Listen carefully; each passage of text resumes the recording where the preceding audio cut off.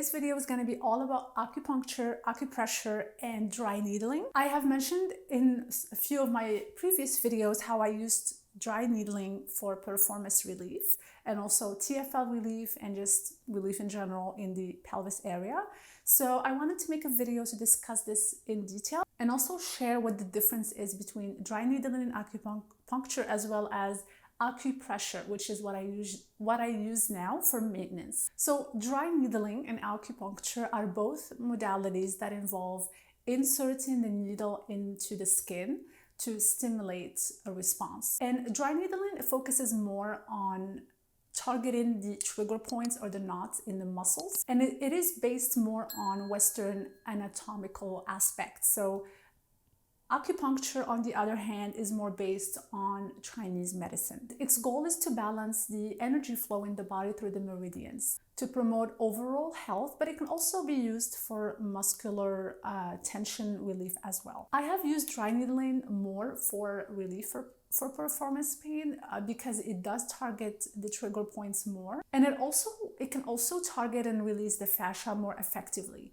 So this is why I prefer this modality more, because it can really release certain areas that the foam roller can't really get to. So it can be a great supplementary therapy while you're doing other things like corrective exercises or even physiotherapy. It's very complementary to all of these other modalities. Dry needling also helps improve muscle function. It increases blood flow and also oxygenation into certain areas that may not get enough oxygen, like your discs, for example, which can lead to an increase in range of motion and just an overall better muscular health. It can accelerate healing and it promotes tissue regeneration and recovery. So even if you have a muscular strain or an injury, you can definitely benefit from dry needling as part of your recovery. So dry needling is a little bit different from acupuncture in that they don't leave the needles on for a long period of time, but usually they would be putting in the needles in and out to help release those trigger points.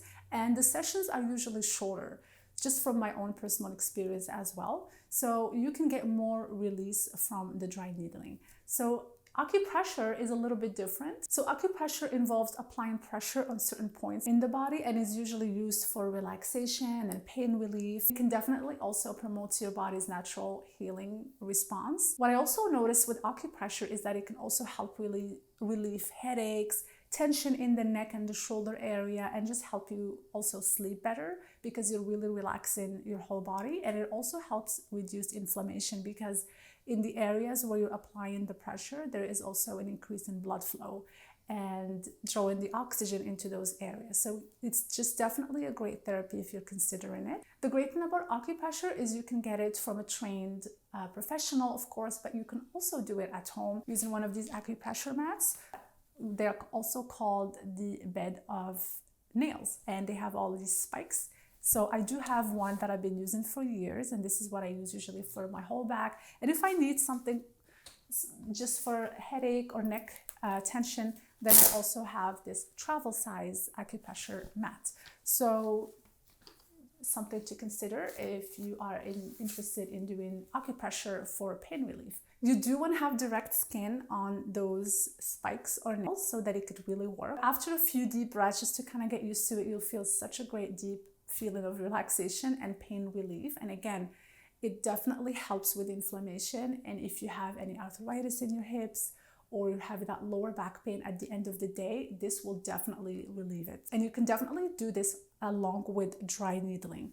So for me, and specifically for piriformis syndrome, dry needling definitely helped relieve the pain, and it was part of the pain management. I do want to mention that it's after a few sessions that I really felt its effect. So if you're doing just 1 or 2 sessions and you're not really noticing an immediate effect, just be patient, because I do remember it took a few sessions to actually really feel it.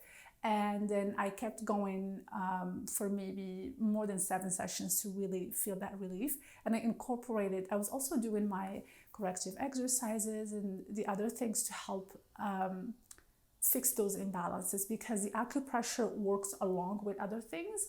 It does help to release the tension built in the fascia and also release those deep knots. So once you release those knots, you can actually You can do activation exercises more effectively. You can fix weaknesses more effectively because now you don't have things restricting you in your movement. There are many acupressure mats as well available on Amazon, but I will leave the link to the specific ones that I have purchased many years ago because they have been durable and lasted for many years. I usually stay on the mat for 20 to half an hour, but believe me, the nails are uncomfortable for the very first maybe minute, but after that you're gonna feel so relaxed you won't even want to get off the mat. So I do want to be honest, I have tried acupuncture in the early period of the performance pain onset, and I didn't really feel an effect in terms of pain management. It was really great, relaxing experience, but I didn't fix the pain. So if you're considering one of these, I definitely would recommend dry needling and also acupressure for long-term maintenance.